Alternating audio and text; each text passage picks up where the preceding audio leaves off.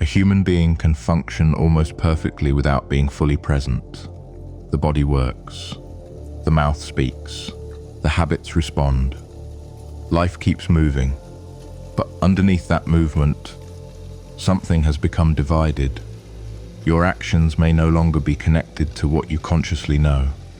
In this talk, we are going to examine how that separation turns a person into a kind of machine, and what must be restored before thought, awareness, and action can become one living human presence.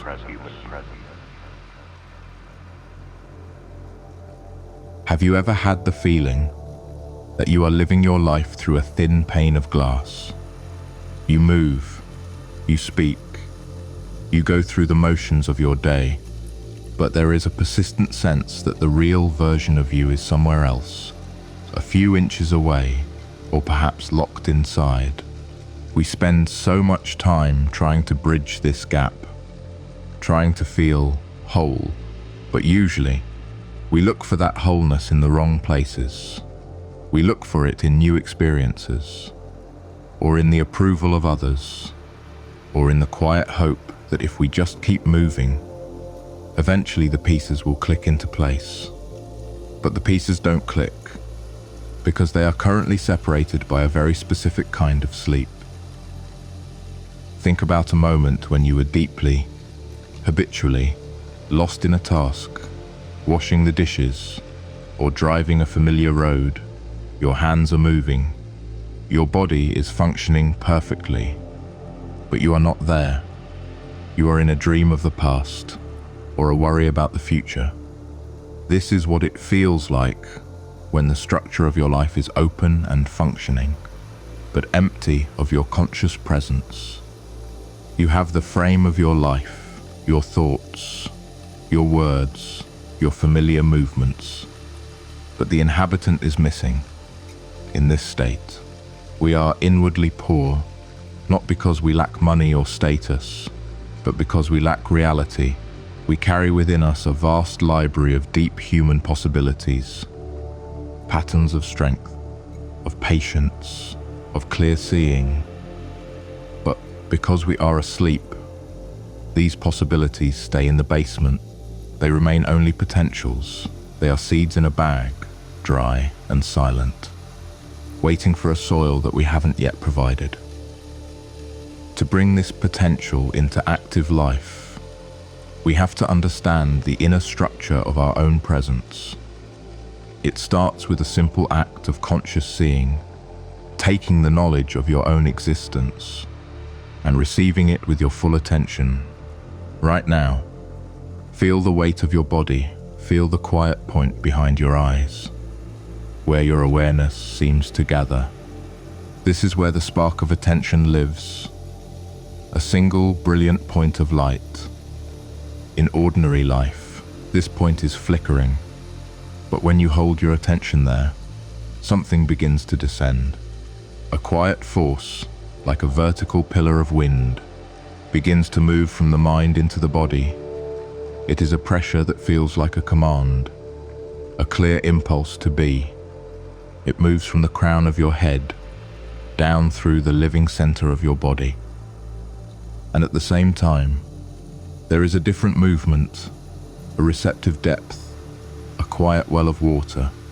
This is the part of you that receives conscious intention, contains it, and gives it substance.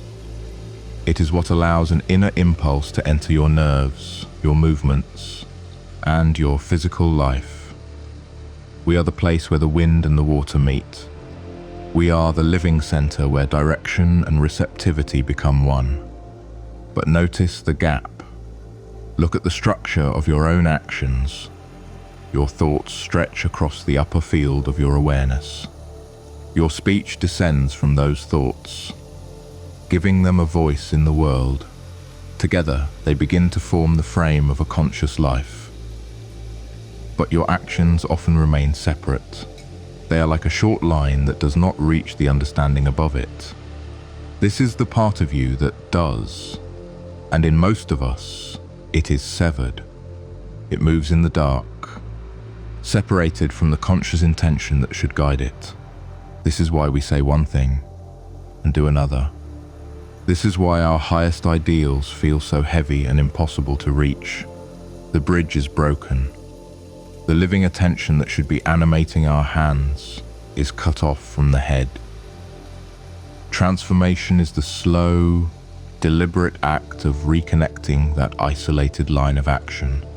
It is taking the part of you that moves through habit and through steady attention, drawing it back toward conscious intention, higher and higher, until what you do finally touches what you know. In that moment, you are no longer an empty frame. The gap is closed. You become a house, a complete enclosure, a person able to contain, protect, and live the fire of conscious intention.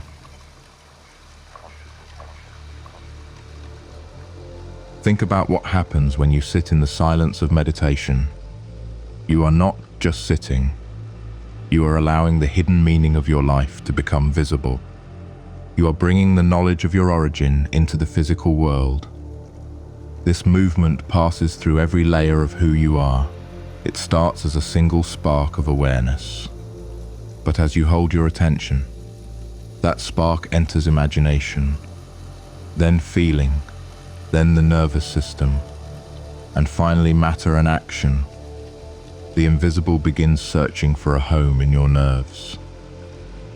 Your scattered capacities begin gathering around one living center, and if you can remain present through this entire movement, the many parts return to one, a human being who is finally, truly, able to reflect the whole.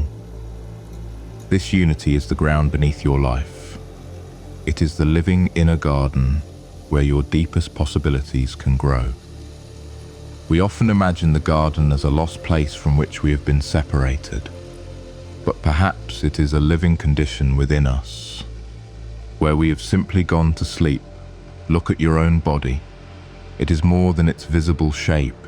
It has a field of sensation, vitality, warmth, movement, and awareness that hums just beneath your skin. This living field is the garden. It is the place where your deeper possibilities wait. But because we are in a deep sleep, the garden is overgrown with habits. The part of us that can embody conscious intention has become separated from the rest.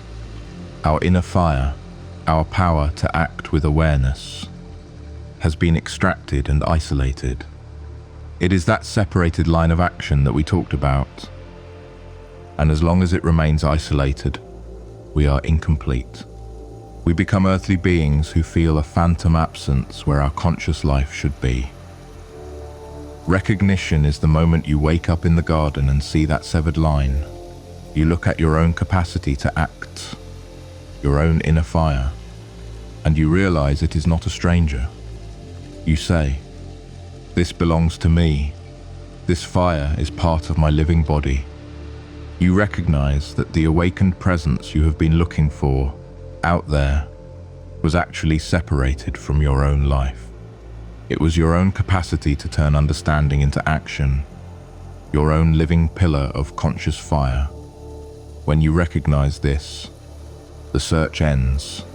You stop trying to get presence from the world, and you start to express it through your voice, your choices, your movements, and your hands. Imagine a great sea being split in two, a path opening through the heavy, drowning waters of mechanical nature. This is what happens when conscious intention moves through your entire nervous system, not only through your lips, but through your spine, your breath, your nerves, and your actions. When the deeper possibilities within you awaken, your body becomes a pillar of living attention. You hold back the automated habits that would normally overwhelm you. You open a path through the sea of your own sleep. You walk through the center, balanced between the force that directs and the depth that receives, toward inner unity. This unity is what it means to become fully conscious of yourself. It is the hidden plurality of being human. We are a collection of forces, impulses, memories, capacities, and possibilities, all trying to function as one living being. When they remain separate, the inner fire cannot fully enter the world. It burns alone, unable to take stable form. But when conscious direction joins the receptive power that can contain and embody it, the fire enters life. It becomes movement. It becomes choice and action. We become human beings who are no longer divided. Can you feel the tension in this? The struggle of the body shaped by habit, trying to join the spirit of conscious intention. It requires a certain kind of inner fire, the strength to remain at the threshold, to hold thought and action together against the pressure of sleep. We are the points through which inner understanding enters the world, and the deeper life within us is trying to move through us. But it cannot move through a person whose thoughts, words, and actions are falling apart. It needs the strength within us that can hold the structure steady. It needs us to become spacious enough to contain all our scattered capacities and bring them into one conscious life. Imagine every cell in your body as a tiny letter, every nerve as a path. You are a walking alphabet. Right now, most of those letters are upside down. They are scrambled, they don't say anything. But as you hold your attention steady, as you reconnect action with conscious intention, the letters begin to turn. They begin to form a word, a coherent expression of the infinite that can only be spoken through your specific life. Your scattered capacities become organized into one conscious presence. We often feel poor because we think we are only the scattered pieces, but we are the ones who gather them. We are the ones who take the spark from behind the eyes and guide it down through the body, through the breath that carries direction, through the receptive depth that gives intention a living form, until it reaches the ground, until it becomes an act. This is how inner understanding enters the flesh. It enters speech, choices, movement, behavior, and physical action. It's not a mystery from a book. It's a mystery of your own anatomy.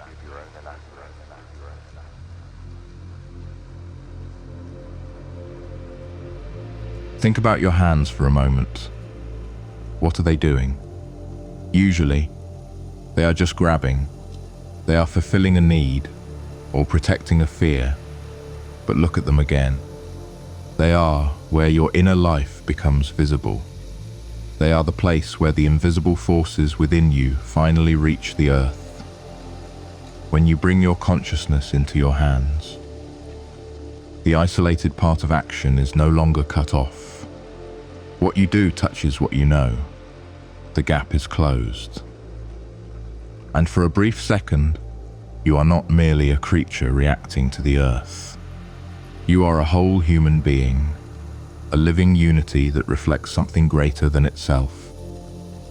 This is why we sit in the quiet, not to escape the world, but to prepare the container, to make sure our inner structure is strong enough to hold the fire, to make sure the passage between understanding and action is clear.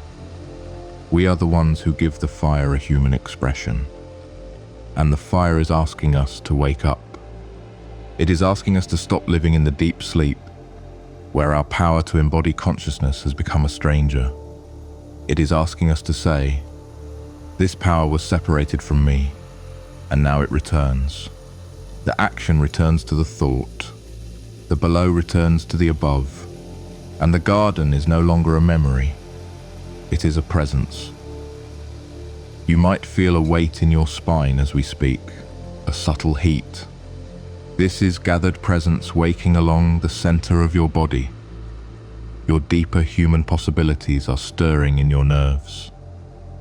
They are trying to express themselves through your physical form. This is the magic of the human form. We can take many invisible possibilities and gather them into one conscious presence. We can take infinite expansion and turn it into a single, humble human life. So we stay at the gate. We watch the gap between intention and action. We notice the moments when we are asleep while we are walking. And gently, without judgment, we reconnect the line. We pull the action back into the light of conscious understanding. We join the body shaped by habit with the spirit of awakened intention. We form the living enclosure, the house where consciousness can finally stay. Don't be afraid of the strangeness of this. Your body knows it. Your blood knows the receptive depth of water. Your breath knows the directing movement of wind. Your nerves know the fire that gathers in the center. They have been waiting for you to recognize them. They have been waiting for the spark of conscious attention to finally descend. You are not a physical machine. You are a bridge between inner possibility and lived form. And the bridge is being built, right now, with every second of steady attention. With every breath you take with consciousness. With every act you perform with your whole being. You are the one through whom hidden potential becomes visible. You are the one who brings conscious attention to what was previously unseen. Wait for the silence to return. Feel the three movements working within you. The air of breath, the fire of conscious vitality, and the water of receptive depth. They meet within your living body. Together, they carry awareness through your nerves and into action. And you are the one who listens. You are the one who receives. You are the living space that allows inner understanding to enter the world. Stay at the threshold. Don't run away into the dream of the world. Don't go back to the deep sleep, where you are just a collection of habits. Stay within the structure of your own presence. Watch the isolated action. Reconnect it. Let it touch conscious understanding. And become the house that can contain what you know. The awakened capacities of your own nature are assisting you. They are gathering in the inner field where intention takes shape, waiting for you to join them. They are calling you from the source of your own life. They are asking you to become one, to become a whole human being, in whom direction and receptivity are united. To become the living presence that gathers many scattered forces into one conscious life. Behold, the knowledge is received. The inner meaning enters the body. The fire is lit, and the way into life is open. Stay awake. Behold. Behold.